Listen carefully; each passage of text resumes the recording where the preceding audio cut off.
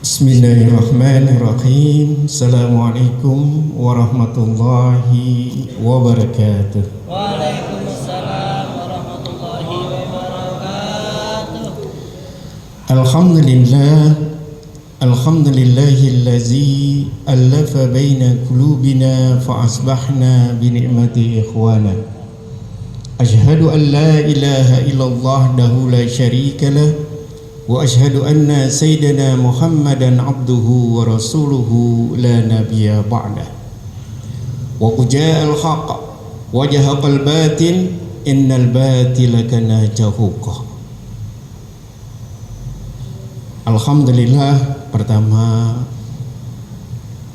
saya mengucapkan jazakallah khairan katsira pada Ustadz Haji Adi Sulaiman yang telah mengundang saya, pada Ketua DKM Haji Ahmad Zarkasi, dan para asatidz yang hadir pada kesempatan ini, bapak-bapak, ibu-ibu sekalian, jamaah Riyadul Abidin. Riyadul Abidin adalah taman-taman orang yang taat beribadah, ya. Insya Allah semuanya dicatat sebagai ahlul surga. Amin. Amin. Cuma nanti nggak tahu surga yang mana, ya. Kalau yang taatnya paling kuat, maka dia akan mendapatkan surga yang terbaik. Tapi kalau taatnya pas-pasan, dapat juga surga, ya. Yang paling terakhir masuk surga saja itu seluas langit dan bumi. Ingin nggak, Bu? Seluas langit dan bumi. Makanya insya Allah tadi saya tanya ke Bang Rahman, ya, Bang Rahmat, ya. Ini masjid dari tahun 1950, ya, dan telah melahirkan kiai-kiai yang taat, kiai-kiai yang ahli ibadah, dan insya Allah kita doakan mereka semuanya adalah ahlul jannah. Amin. Bapak Ibu sekalian yang berbahagia, puji dan syukur selalu kita panjatkan kehadirat Allah Subhanahu wa Ta'ala atas segala rahmat dan nikmatnya kepada kita, sehingga sampai hari ini kita tercatat sebagai orang-orang yang beriman. Salawat dan salam tidak lupa kita sampaikan pada junjungan kita Nabi Muhammad Rasulullah Sallallahu Alaihi Wasallam beserta keluarga dan para sahabatnya, dan juga kita kaum muslimin sampai akhir zaman. Saya baru pertama kali ke masjid ini, dan mudah-mudahan sesuai dengan namanya saya juga menjadi ahli ibadah yang taat. Amin. Riyadul Abidin. Sebenarnya saya nggak jauh tinggalnya, ya, hanya di Bogor, ya, Cibinong sana. Tapi asli saya itu Bendungan Hilir, ya, Bendungan Hilir, Pejompongan sana. Di belakang BRI itu ada Taman Ropening. Hah? Nah, yang Bogor palsu itu, ya. Jadi ayah saya namanya Haji Hamdani. Kemudian ayah sayanya lagi, kakek saya, Haji Hamdani bin Haji Syarmili. Haji Syarmili bin Haji Musa. Haji Musa, sayang saya nggak tahu lagi ke atasnya. Ternyata kita harus tahu tuh runutan ini, ya. Sampai kemana? Ujung-ujungnya sih tahu saya, Nabi Adam, ya. Cuma terlalu jauh gitu, ya. Cuma yang paling pintar dalam masalah sanad turunan itu adalah Abu Bakar Asy-Siddiq radhiyallahu an. Abu Bakar itu kalau ditanya, dia yang paling ahli. Dia tahu seluruh turunan para kabilah seluruhnya. Makanya kalau mau nanya nasab, tanya Abu Bakar. Jadi orang Arab Quraisy pada saat itu kalau mau bertanya nasab turunannya, tanya kepada Abu Bakar Asy-Siddiq radhiyallahu anhu. Ya. Maka pada kesempatan yang berbahagia ini saya diminta ngisi tentang kajian tematik sidik, apalagi amanah, tablik, fotonah. Ya. Ini kira-kira kalau saya ngisi ini 2 hari 2 malam sebenarnya. Ya, tapi dimintanya 50 menit. Jadi saya akan nyampaikan 50 menit dengan referensi Sirah Nabawiyah, ya, kitab Ibnu Hisham, Ibnu Ishaq, Safiur Rahman Mubarakfuri, dan beberapa kitab Sirah Nabawiyah yang lainnya. Dan spesialisasi saya memang Sirah Nabawiyah, ya, kajian tentang sejarah Rasulullah Sallallahu Alaihi Wasallam sampai kepada nanti masa Bani Umayyah, Bani Abbasiyah, dan juga sampai nanti runtuhnya Islam. Dan insya Allah kalau diselesaikan materi itu sesuai dengan usia Rasulullah 63 tahun, ya. Tapi kita ini ambil cuplikannya yang penting-penting, yaitu sidik. Yang pertama, kenapa sidik itu penting? Kenapa kejujuran itu penting? Kenapa kebenaran itu penting? Tatkala Rasulullah Shallallahu Alaihi Wasallam saja, walaupun sudah dikenal oleh bangsa Quraisy pada saat itu adalah orang yang sidik, yang benar, tidak pernah berdusta. Sampai ada orang Arab Badui bertanya kepada Rasulullah, "Ya Muhammad, Rasulullah, apa syarat menjadi seorang muslim?" Rasulullah berkata, "Tidak dusta." Hanya itu ya Rasul? Ya, tidak dusta. Oh, kalau itu mah gampang katanya. Ya, kalau itu mah gampang. Kalau cuma tidak dusta, udah, akhirnya dia keluar. Setelah keluar, kebiasaan orang Arab Quraisy ini adalah minum minuman keras, berzina, berjudi, dan lainnya. Maka kemudian tatkala dia ingin melakukan maksiat, tatkala dia ingin minuman keras, kemudian dia ingat para sahabat Rasulullah yang lain tidak minuman keras.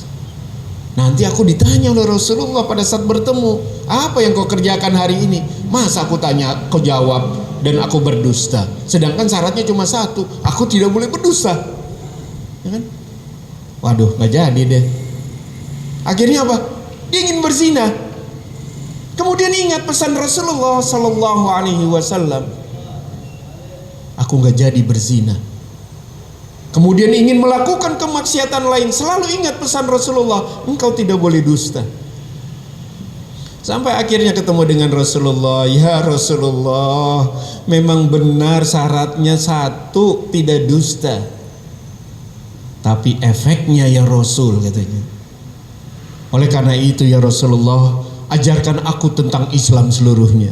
Maka Rasulullah Shallallahu Alaihi Wasallam mengajarkan kepada orang tersebut tentang Islam seluruhnya, sampai dia menjadi hamba yang taat kepada Allah Subhanahu Wa Taala.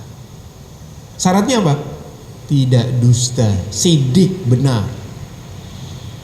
Dan itulah yang tertanam dalam diri Rasulullah Shallallahu Alaihi Wasallam sejak kecil. Rasulullah Sallallahu Alaihi Wasallam sejak kecil itu, yang pertama sudah ditinggal ayahnya sejak usia belum lahir, ya. Kemudian ditinggal ibunya hanya dalam waktu berapa tahun dirawat ibunya? Tahu gak? Berapa tahun? Ya. Setelah 2 tahun dirawat oleh kakeknya.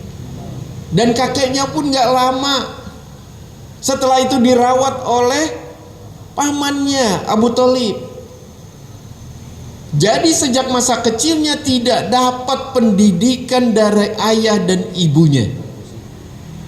Dan kenapa penting ini? Karena jangan menyangka bahwa Muhammad Rasulullah Sallallahu Alaihi Wasallam diajarkan oleh ayah dan ibunya tentang Islam, padahal tidak, sudah wafat duluan. Diajarkan oleh kakeknya, tidak juga, karena kakeknya hanya sebentar merawatnya sampai usia 8 tahun. Dan setelah itu dirawat oleh siapa? Abu Thalib, pamannya. Dan perlu diketahui, pamannya tidak masuk Islam. Jadi tidak mungkin mengajarkan kepada Rasulullah Sallallahu Alaihi Wasallam. Dan kejujuran Rasulullah sejak kecil memang sudah teruji. Dan bukti prihatinnya Rasulullah juga sejak dari kecil, ya. Maka pernah saya ceritakan di dalam kajian-kajian sirah itu, karena ada yang merasa bahwa saya tidak punya ayah sehingga kesulitan dalam ini. Rasulullah sudah jadi contoh bagaimana Rasulullah pedulinya kepada anak yatim itu, sampai Rasulullah mengatakan, aku dan anak yatim itu begini. Kenapa begini?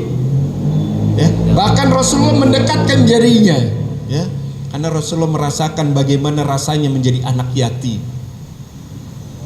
Ya. Pada saat makan di rumahnya Abu Thalib, pamannya itu anaknya banyak, ya kan?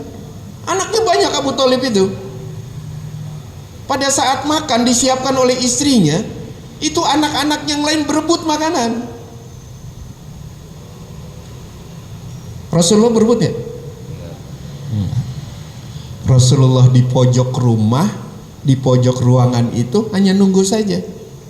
Kalau ada sisa, Rasulullah akan makan. Kalau nggak ada sisa, Rasulullah nggak makan. Itu yang diperhatikan oleh Abu Thalib sekian lama, sampai akhirnya aku melihat anak ini benar-benar tidak mau. Misalkan ada makan berebut gitu ya, kayak baksos, pembagian baksos ya berebut ya kan. Ya. Kalau ini enggak. Rasulullah kalau ada makanan oleh istrinya Abu Thalib, ya, itu Rasulullah diam sampai nanti makanan ada sisa, baru Rasulullah ambil. Kalau enggak ada, ya udah nggak makan. Bahkan pernah Rasulullah tidak makan 3 hari lamanya, menahan lapar. Sampai pamannya itu mengatakan kepada istrinya, wahai istriku, ya, Muhammad Rasulullah itu tidak akan berebut makanan. Maka sebelum kau menyediakan bagi anak-anakku yang lain itu, engkau sisakan terlebih dahulu untuk Muhammad Rasulullah. Sampai akhirnya istrinya pada sejak saat itu, setelah diingatkan oleh pamannya, oleh ayahnya, suami dari ini, kemudian disiapkan, dipisahkan, kemudian setelah tidak ada, disiapkan kepada Rasulullah Sallallahu Alaihi Wasallam. Sejak kecil sudah prihatin. Karena bagaimana nanti tumbuhnya rasa masyarakat terhadap kejujuran Rasulullah Sallallahu Alaihi Wasallam dan sampai terkenal, sampai nanti usia dewasa, bahkan di usia 12 tahun, ya, itu sebenarnya nggak boleh pernah ikut hijrah, nggak boleh ikut dagang. Usia 12 tahun itu nggak boleh ikut dagang. Tapi Rasulullah merengek kepada pamannya Abu Thalib, wahai paman, ajak aku untuk berdagang, katanya. Akhirnya diajaklah Muhammad kecil, Rasulullah Sallallahu Alaihi Wasallam pada saat itu diajak dagang. Dagangnya kemana? Ke Syam. Kalau bicara Syam itu sekarang itu 4 negara: Yordania, Suriah, Palestina, satu lagi Lebanon. Nah, ini 4 negara ini yang disebut Syam, negeri Syam. Dan Rasulullah sampai ke Yordania karena di sana ada sahabat Rasulullah yang masih hidup. Bingung, Bapak, kok masih hidup yang sekarang 14.400 tahun gitu kan. Siapa sahabat itu? Nah, nanti kita akan ketemu ceritanya. Kemudian Rasulullah Sallallahu Alaihi Wasallam diajak nih berangkat, ya, pamannya, sampai ke negeri Syam. Tapi di negeri Syam ada seorang pendeta yang sudah mendapatkan dari kitabnya Injil itu, mengatakan bahwa akan datang seorang nabi, katanya. Seorang nabi akan lahir dan datangnya dari tanah Mekah. Kemudian pendeta itu pesan kepada murid-muridnya, wahai muridku, setiap kamu melihat ada kafilah dagang yang lewat, coba cek, ada ciri-cirinya seperti ini. Oh, diceritakan itu. Cirinya itu kalau berjalan dinaungi awan, ya kan? Cirinya begitu. Undang dia makan. Kalau kafilah dagang yang nggak ada ciri itu nggak usah diundang. Nah, itu. Jadi yang diundang itu yang ada cirinya saja. Pas Rasulullah Shallallahu Alaihi Wasallam di usia 12 tahun itu berangkat berjalan ke Yordania, ke Syam, kemudian dilihat oleh pendeta itu, kemudian dipanggil, diundang makan. Ini untuk menceritakan syidik ini harus dari awal ini, karena Rasulullah dari kecil itu nggak pernah menyembunyikan sesuatu dan selalu jujur, gitu. Sampai akhirnya Abu Thalib dengan kafilah dagang yang diundang makan oleh pendeta Bahira ini, setelah diundang kemudian disampaikan. Kemudian pendeta Bahira melihat dari sekian yang hadir nggak ada ciri-cirinya. Dari sekian yang hadir nggak nampak. Kemudian pendeta Bahira, apakah masih ada orang lagi selain kalian, katanya? Abu Thalib mengatakan, tidak ada, kecuali anak kecil yang sedang menunggu di bawah pohon. Nah, bawah pohon itulah yang disebut sahabat Nabi, dan sampai sekarang masih ada, ya. Dan sampai sekarang, kenapa? Setiap Nabi pasti mampir ke pohon itu. Setiap Nabi, termasuk Nabi Musa alaihissalam, ya, mampir ke pohon itu, dan setiap mampir kalau dia adalah nabi maka pohon itu akan nunduk, ya. Begitu juga tatkala Rasulullah Shallallahu Alaihi Wasallam di usia 12 tahun itu duduk di bawah pohon itu.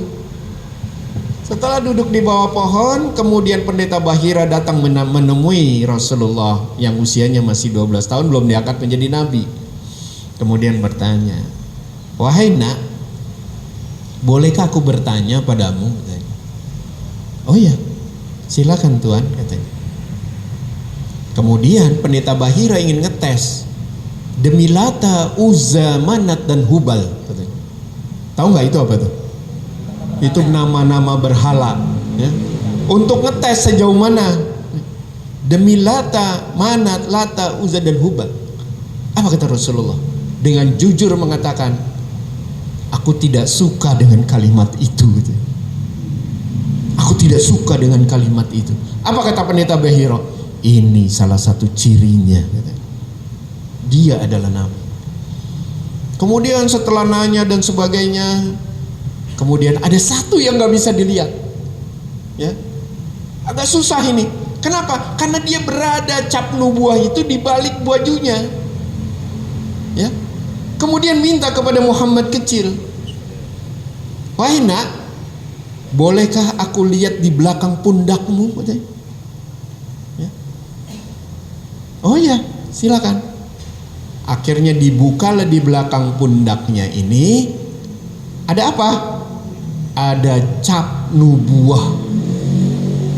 Itulah yang tertulis di dalam kitab Injil dan kitab Taurat, bahwa salah satunya adalah ada cap nubuah di balik pundaknya. Apa bentuk cap nubuahnya?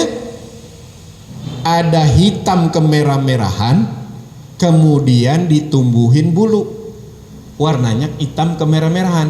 Kalau sekarang disebutnya apa? Tompel, ya. Tapi jangan ngaku nih Pak Ustadz Ahmad Jakasi, ntar ada yang tompel ngaku nabi lagi nih, ya kan? Itu tanda cap nubuah di sini, di belakang itu, tanda kemerahan bulat, kemudian tumbuh bulu dan kemerah-merahan. Itu cap nubuah Rasulullah SAW. Maka pendeta Bahira, ini dia yang tertulis di dalam kitab. Bayangin, orang Nasrani sudah mengakui sejak dia masih 12 tahun. Dan Rasulullah dengan jujur mengatakan tidak suka dengan Lata, Uzza, Manat dan Hubal, karena itu bukan sembahan hanya kepada Allah Subhanahu wa taala. Padahal belum diangkat menjadi nabi. Dan Rasulullah nggak mengharap jadi nabi, karena nabi itu adalah pilihan, ya. Sampai akhirnya pendeta Bahira ini masuk, nanya kepada Abu Thalib, siapa ayah anak ini, katanya. Abu Thalib langsung bilang, saya ayahnya. Apa kata pendeta Bahira? Tidak selayaknya ayah anak ini masih hidup. Bayangin, udah tahu dia tidak selayaknya ayah anak ini masih hidup katanya. Apa kata Abu Thalib? Ya benar Tuhan, saya adalah pamannya katanya. Itu baru betul katanya. Ya, saya adalah paman. Sejak itu dipesan kepada Abu Thalib, engkau bawa pulang anak ini, jangan sampai orang Yahudi tahu karena akan dibunuhnya. Maka pada saat itu Rasulullah Shallallahu Alaihi Wasallam 12 tahun itu nggak jadi ke sana, dibawa pulang lagi. Dibawa pulang lagi ke Mekah. Kemudian setelah di Mekah, Rasulullah kerjanya apa? Kerjanya adalah berdagang kecil-kecilan dan gembala domba. Ya. Makanya kenapa nanti di usia 22 tahun ya sudah berdagang dan pintar dagangnya. Karena cara dagang Rasulullah beda dengan yang lain dan kejujurannya luar biasa. Ya. Makanya akhirnya sampai Rasulullah di usia 25 tahun ketemu konglomerat wanita. Orang yang paling terkaya di Quraisy pada saat itu. Siapa? Khadijah radhiyallahu anha. Ya, yang nanti kelak menjadi istri Rasulullah. Dan Rasulullah Shallallahu Alaihi Wasallam memang dijaga sampai kejujurannya dan sebagainya, karena Rasulullah maksum, terpelihara. Ya, karena Rasulullah benar-benar dijaga. Kalau ada kesalahan dikasih tahu langsung nanti, apalagi nanti setelah diangkat menjadi seorang nabi. Ya. Maka Rasulullah Shallallahu Alaihi Wasallam pernah di usia muda ingin ikut acara jaipongan. Nah, kalau dalam Arab ada jaipongan nggak ya? Ya? Itu ada pesta-pesta, ya? Ada pesta-pesta. Dia lagi di gembala domba. Kemudian pesan kepada temannya, wah teman, bisa nggak jagain dombaku dulu? Aku ingin ikut pesta katanya, ingin lihat, karena belum pernah Rasulullah. Sampai akhirnya Rasulullah berjalan menuju tempat tersebut karena lelah, istirahat di bawah pohon. Setelah di bawah pohon istirahat, tertidur, nggak sampai ngikutin acara. Besoknya lagi nyoba lagi kepada temannya, suruh jagain dombanya. Kemudian Rasulullah berangkat pada masih kecil, ya. Itu usianya kurang lebih sudah hampir 20 tahunan. Sampai akhirnya ternyata tidak pernah berhasil Rasulullah untuk mengikuti itu. Kenapa? Karena dijaga oleh Allah Subhanahu wa taala. Sampai akhirnya apa? Ya sudah langsung, sepertinya aku tidak boleh itu. Akhirnya nggak jadi. Rasulullah Shallallahu Alaihi Wasallam berdagang itu jujur. Kejujuran ini kenapa harus dikenalin dari kecil? Sehingga nanti pada saat usia 25 kemudian 35 itu dipercaya oleh orang-orang Quraisy. Maka kalau ditanyakan siapa pengganti dari ketua ini, maka dikatakan Muhammad bin Abdullah penggantinya. Bayangan sesepuh yang usia 120 tahun yang dikit lagi meninggal, kalau dia meninggal penggantinya adalah Muhammad Rasulullah. Usianya baru 35 tahun. Ya. Kalau dia meninggal penggantinya adalah Muhammad Rasulullah. Bayangin artinya apa? Kejujuran Rasulullah itu sudah terkenal. Apalagi nanti mendapatkan angka yang kedua adalah amanah. Ya.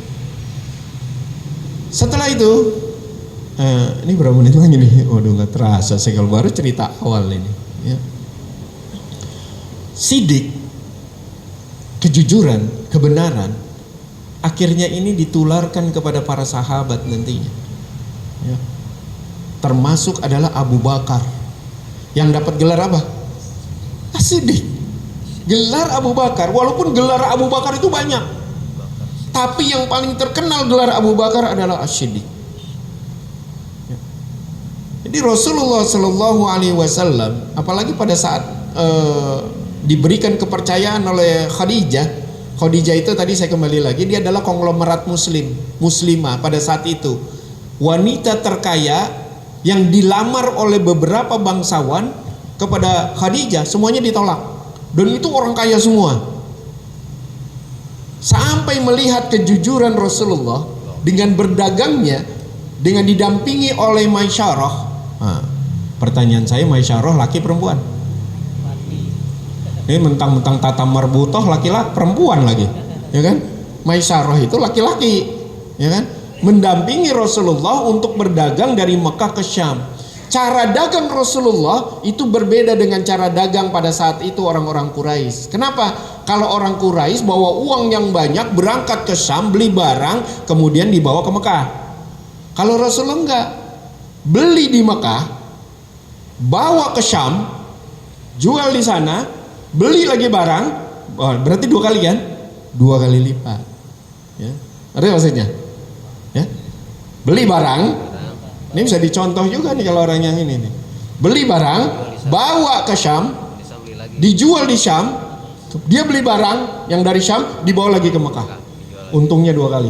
Kalau orang Quraisy, Abu Sufyan lainnya, dia enggak, dia bawa uang aja. Setelah uang, di sana juga datang, enggak langsung belanja, pesta dulu. Ya.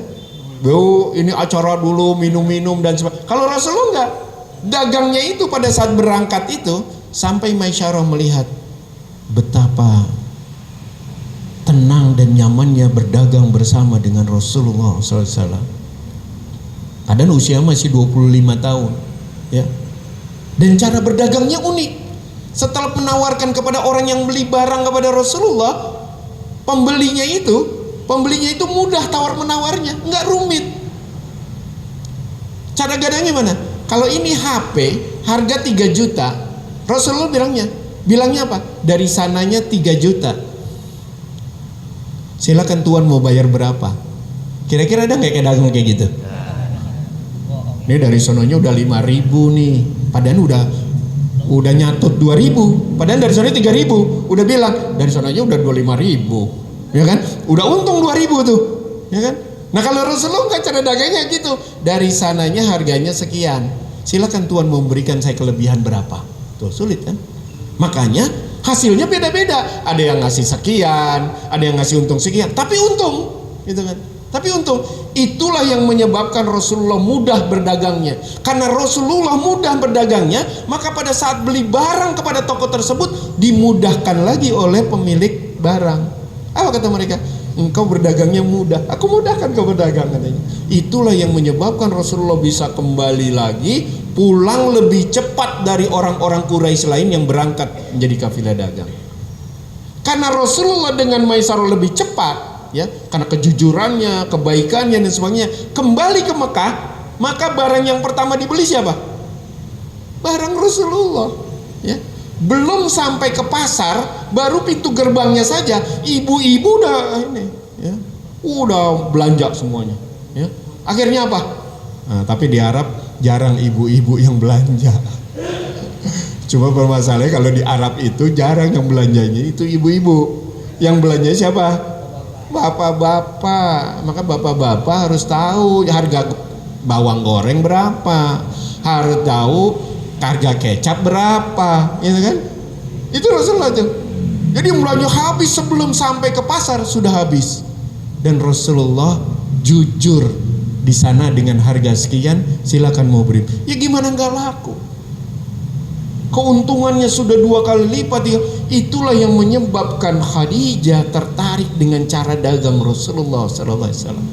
Akhirnya apa? Minta untuk temannya, sahabatnya Nafisah, aku suka dengan Muhammad ini. Bayangkan usianya sudah 40 tahun, Rasulullah baru 20, berarti ada beda 15 tahun. Tapi Khadijah suka dengan ini. Gimana caranya? Ya kan? Cari macomblang. Jadi macomblang itu dari dulu udah ada itu. Ya. Jadi Rasulullah, ya, Khadijah, sahabatnya Nafisah. Nah sahabatnya Nafisah datang ke rumah Rasulullah, ke pamannya itu Abu Thalib itu, nanyakan. Berarti yang datang itu Nafisah. Setelah Nafisah datang ke rumahnya, kemudian nanyakan, ya Abu Thalib, kenapa kemenakanmu tidak mau menikah, apa? Tanya gitu. Kemudian ditanya kepada Rasulullah, ya Muhammad, bagaimana, apakah kau menikah? Siapa yang mau dengan aku, pemuda miskin, katanya. Pemuda miskin, padahal pada saat itu untungnya udah miliaran, ya, untungnya udah miliaran itu, ya. Siapa yang mau dengan aku, katanya, ya. Kemudian Nafisah bilang, gimana kalau dengan Khadijah? Kaget kan? Rasul kaget. Bagaimana mungkin aku dengan dia, katanya.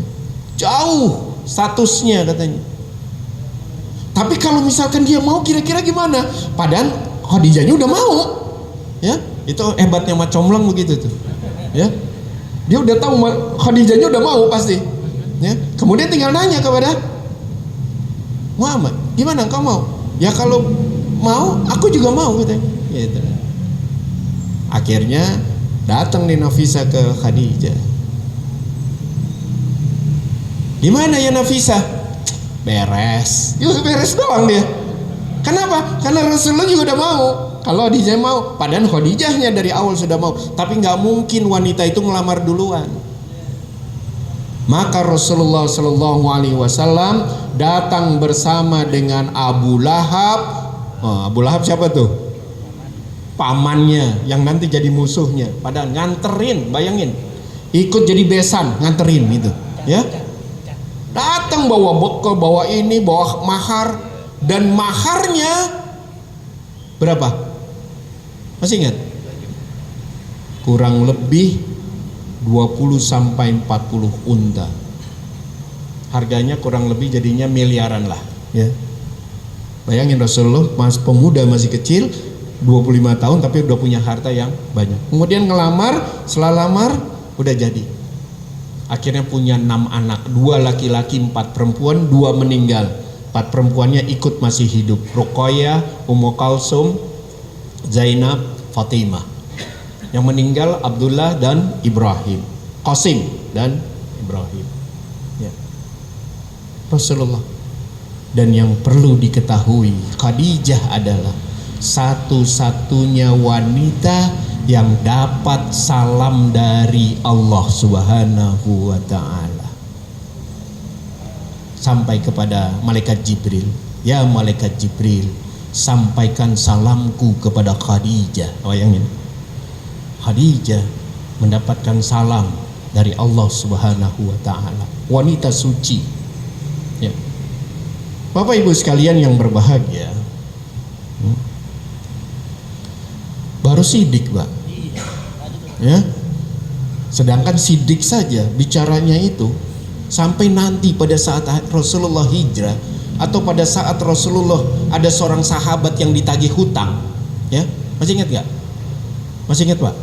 Orang belum cerita gimana ingat, Pak, katanya. Ya. Ada seorang sahabat punya utang, ya kan? Punya utang kemudian lari kepada Rasulullah.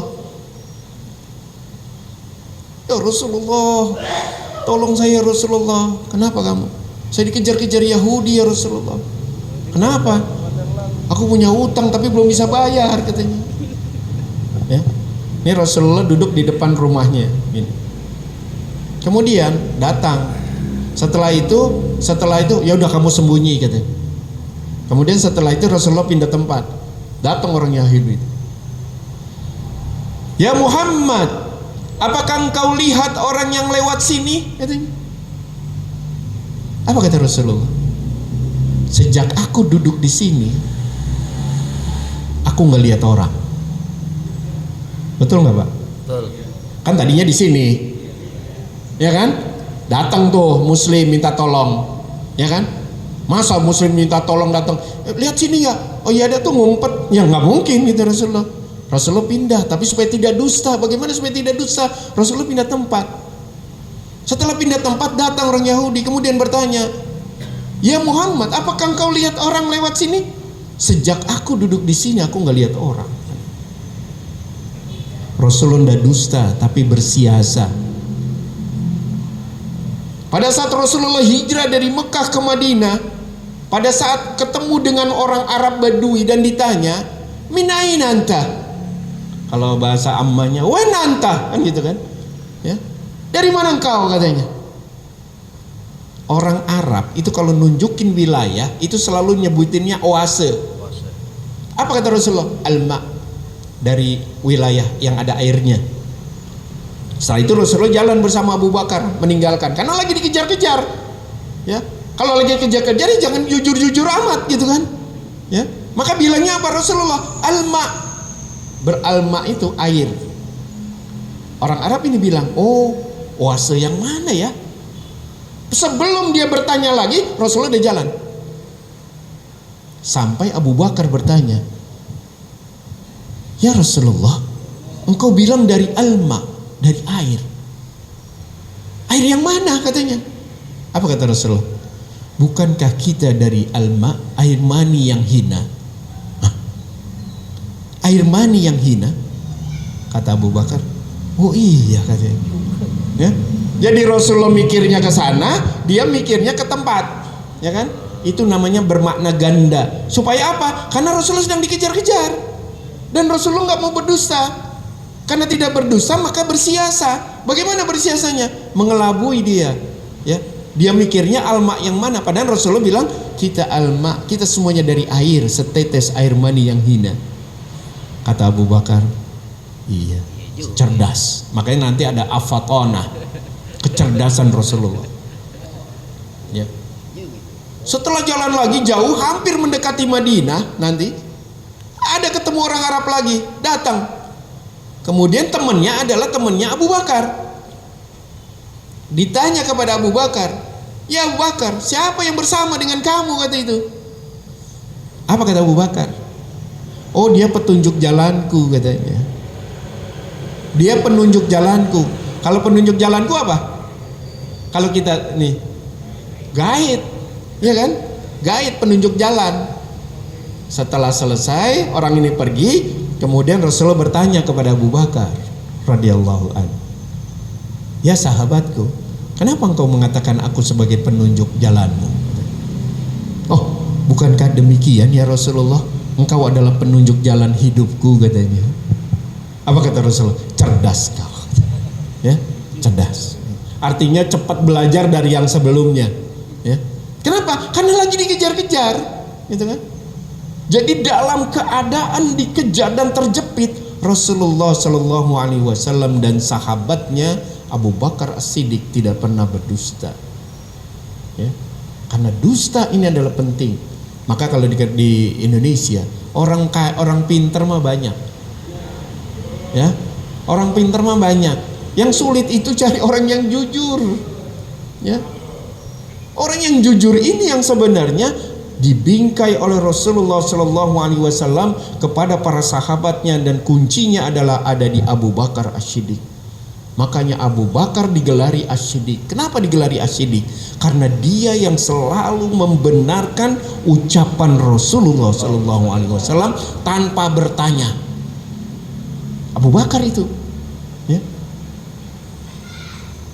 Pada saat peristiwa Isra dan Mi'raj, ya, emang itu mudah diterima oleh pikiran kita? Gak mudah, Pak. Coba posisi kita ada di pada saat itu, kira-kira nerima apa enggak? Belum tentu, karena sebagian orang yang sudah beriman kembali kafir kalau tidak ada Abu Bakar. Karena maka digelarnya adalah Abu Bakar As-Siddiq. Ya bayangkan saja perjalanan dari Masjidil Haram kemudian ke Masjidil Aqsa di Palestina, setelah dari Palestina ke Sidratul Muntaha, ke langit ketujuh, bertemu dengan Allah, kemudian balik lagi, sudah sampai pagi-pagi subuh sudah ada di Masjidil Haram. Cara logika masuk nggak? Nggak. Itu hanya membutuhkan keimanan, ya. Makanya Abu Bakar As-Siddiq, yang lain itu udah hampir berubah keimanannya.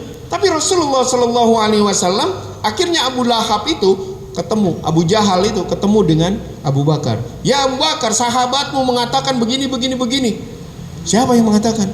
Sahabatmu, Muhammad. Rasulullah Shallallahu Alaihi Wasallam. Kalau kita sebut nama itu selalu dalam hati kita harus nyebutin Shallallahu Alaihi Wasallam. Ya. Siapa mengatakan? Iya. Apa kata Tuhan? Benar. Tidak sedikit pun aku meragukan.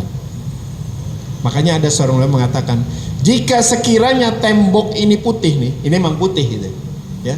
Tembok ini putih, ya. Kemudian aku katakan hitam, ya. Engkau katakan hitam, maka aku akan mengikuti apa yang ia katakan. Bayangin. Jadi kalau Rasulullah SAW udah berkata itu udah pasti ya begitu. Sampai akhirnya ketemu dengan Rasulullah Sallallahu Alaihi Wasallam ya di Bukit Kubais itu. Kemudian setelah bertemu, ya Rasulullah, bagaimana kisahkan? Ya, sampai dikisahkan oleh Rasulullah Sallallahu Alaihi Wasallam. Akhirnya dikatakan, begini ceritanya ya Abu Bakar. Diceritakan perjalanannya dan seterusnya. Kemudian, bagaimana menurut pendapatmu ya sahabatku? Sodakta, benar engkau. Aku tidak pernah meragukan apa yang kau ucapkan. Itu Abu Bakar itu. Ya, membenarkan, sidik, jujur Abu Bakar itu. Sampai akhirnya bertanya Abu Bakar, bukan karena ingin apa? Ingin menunjukkan ke orang-orang Quraisy, ya Rasulullah, bisakah engkau tunjukkan bagaimana bentuknya Masjidil Aqsa? Padahal Rasulullah belum pernah ke sana. Rasul kan belum pernah ke sana sebelumnya. Hanya Isra Mi'raj itu saja. Apa yang terjadi? Mukjizat Allah tampilkan Masjidil Aqsa ada di depan Rasulullah. Maka orang Quraisy bertanya, "Ya Muhammad, bagaimana bentuk mimbarnya?" katanya. Rasul menceritakan, bentuk mimbarnya begini, begini, begini. Benar katanya. Tanya lagi orang Quraisy, "Ya Muhammad, berapa jumlah pilarnya?" Jumlah pilarnya, Rasul tinggal melihat aja ada berapa tuh. Oh, itu. Gitu. Sekian. Benar. Sampai akhirnya seluruh Quraisy mengatakan benar dari mulutnya. Ya. Dengan apa yang diucapkan. Maka sejak itu orang yang tadinya keimanannya sudah goyah karena apa yang disampaikan oleh Rasulullah dan kejujuran Rasulullah SAW, akhirnya kembali lagi beriman. Gitu. Sejak Abu Bakar, sejak itu digelari Abu Bakar As-Siddiq. Abu Bakar yang selalu membenarkan ucapan Rasulullah Sallallahu Alaihi Wasallam. Ya, itu baru Siddiq. Jam berapa sekarang? Kita lagi Isya, udah lewat? Oh belum. Ya. Yang kedua adalah amanah. Rasulullah selalu adalah amanah. Karena sejak masa mudanya orang-orang Quraisy itu kalau mau dagang nitipnya kemana? Nitip. Jadi orang Quraisy itu kalau mau dagang barangnya dititipin sama tetangganya sama ini. Nah biasanya kalau dititipin ke tetangganya pas balik lagi udah nggak cocok jumlahnya. Ya, misalkan nitipkan sekian dirham, sekian dinar, itu pasti sudah berkurang. Tapi kalau dititipkan kepada Rasulullah nggak pernah berkurang. Ya. Makanya orang-orang Quraisy kalau dagang itu dia nitipnya ke rumah Rasul. Padahal belum diangkat menjadi Rasul, masih titip semuanya. Kenapa? Karena Rasulullah Shallallahu Alaihi Wasallam sudah digelari Al-Amin sejak masa mudanya, terpercaya. Tapi nanti tatkala Rasulullah Shallallahu Alaihi Wasallam menyampaikan, nah ini ada tabligh nih, menyampaikan, ya, menyampaikan apa? Menyampaikan dakwahnya, baru mereka nolak.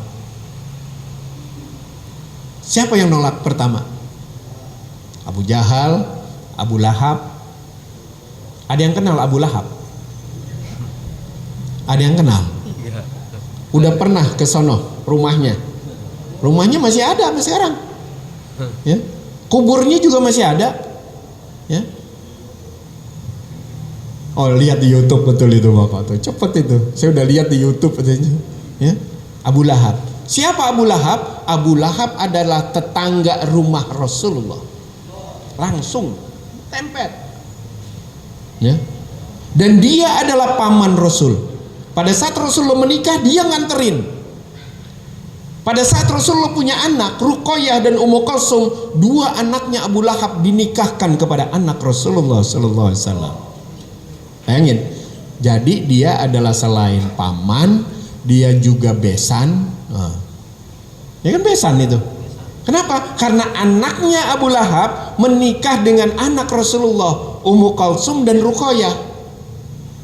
Tapi tatkala nanti Rasulullah sudah tabligh menyampaikan bahwa Rasulullah dipilih menjadi seorang nabi, itu nolak tuh. Maka dua anaknya suruh nyeraikan Ruqayyah dan Ummu Kalsum anak putri daripada Rasulullah sallallahu alaihi wasallam. Tapi nanti setelah diceraikan, siapa yang menikahi? Utsman bin Affan. Padahal Utsman bin Affan sudah tertarik sebelum dinikahi oleh anaknya Abu Lahab. Cuma nggak berani nembak. Ya. Jadi kalah set dia.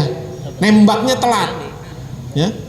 Baru setelah diceraikan oleh anaknya Abu Lahab, buru-buru Utsman datang menemui Rasulullah, ya. Dilamarlah Ruqayyah. Nah, gitu. Jadi Ruqayyah itu udah disenangi dari awal oleh Utsman bin Affan. Cuma Utsman bin Affan itu pemalu orangnya. Ya.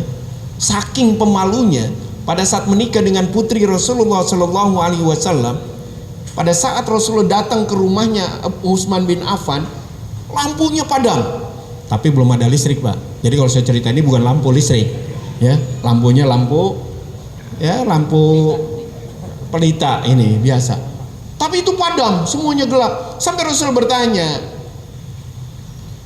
ya Ruqayyah, kenapa lampu padam semua? Kemudian istrinya berkata, anaknya Rasul Ruqayyah ini, istrinya Utsman bin Affan, kalau suamiku mandi, ya, itu pasti lampunya padam, katanya. Kenapa? Katanya, karena Utsman malu melihat kemaluannya sendiri. Melihat kemaluannya sendiri dia malu.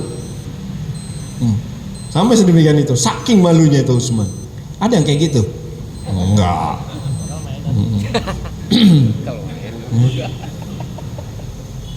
Nah, kemudian setelah Rasulullah Shallallahu Alaihi Wasallam dengan dakwahnya, kemudian usia 35 tahun, ini singkat-singkat saja ya, nggak saya runut, karena kalau saya runut kurang lebih saya ngisinya di sini itu 63 tahun, ya, 63 tahun itu lama itu, ya. Karena saya menyelesaikan sirah nabawiyah saja di tempat itu hampir 3 tahun baru selesai, dari sejak Rasulullah sebelum lahir, kemudian sampai ini itu 3 tahun baru selesai, ya. 3 tahun baru selesai karena sebulan sekali juga, gitu. Jadi panjang, itu disingkat-singkat, ya. Nah kemudian pada saat Rasulullah sudah mulai diangkat menjadi Rasul, ya, tadi saya katakan bahwa Rasulullah sudah terpercaya di Quraisy. Tapi pada saat turun wahyu, apakah mereka nerima? Sampai Rasulullah mengumpulkan orang-orang di Bukit Kubais. Jika sekiranya aku katakan di balik bukit ini ada yang akan menyerang kita, apakah kalian percaya? Apa jawabannya? Ya Muhammad, kami percaya karena kami tahu engkau tidak pernah dusta. Kami percaya. Akhirnya Rasulullah mengatakan, aku ini adalah utusan Allah yang diutus kepada kalian. Penyembahan hanya kepada Allah, meninggalkan penyembahan yang lain. Abu Lahab langsung datang. Ya, Abu Lahab itu pamannya itu, ya kan? Tabban laka ya Muhammad, katanya gitu. Celaka engkau ya Muhammad itu. Maka turun surat Tabbat siyada abi lahabin wa tab ma aghna anhu mal. Nah itu awal asbabun nuzul turunnya surat itu. Tabban laka ya Muhammad, celaka engkau ya Muhammad, hanya untuk ini engkau mengumpulin kami, gitu. Karena pernah sebelumnya dikumpulin keluarga dulu, kerabat. Rasulullah ngundang, ya, ngundang kerabat. Abu Lahabnya ada. Abu Lahab bilang, ya Muhammad, apa kau ngumpulin seperti yang kemarin? Katanya. Rasulullah nggak ngomong, diem aja. Akhirnya bubar, nggak jadi ngomong. Undangan yang kedua, Abu Lahab nggak dapat WA. Khusus Abu Lahab nggak dapat WA dia, ya. Kerabat-kerabat aja yang dapat semuanya, kecuali Abu Lahab. Baru disampaikan dakwahnya. Menyampaikan dakwah itu nggak mudah ternyata, ya, nggak mudah, ya. Sampai akhirnya Rasulullah Shallallahu Alaihi Wasallam karena orang yang diberikan amanah dan selalu jujur, sampai orang Quraisy pun mengakui amanah yang diberikan kepadanya. Nah, udah kode etik itu. Ya, kode etik. Ya, ilmu itu masih panjang, Pak. Ya, nggak ada waktu ini, bisa waktu yang akan datang. kan gitu. Ah Ustadz minta diundang lagi kayaknya nih. Enggak, emang begitu. Jadi kalau sinetron itu berhenti pada saat seru. Betul. Ya, pada saat seru berhenti. Ya, kan? Kalau yang biasa nonton sinetron kan gitu, aduh besok nonton lagi nih kan gitu. Ya. Jadi sidik, amanah, tablik, fotonah, ya, jujur. Kecerdasan Rasulullah. Nah, kecerdasan Rasulullah Sallallahu Alaihi Wasallam inilah yang sebenarnya kunci dari kemenangan dakwah itu. Sampai Rasulullah nanti bisa melawan Romawi. Yang dilawan Romawi 3.000 lawan 200.000 ya. Tapi itu to be continued. Nah kan gitu kan, berlanjut nanti, bersambung.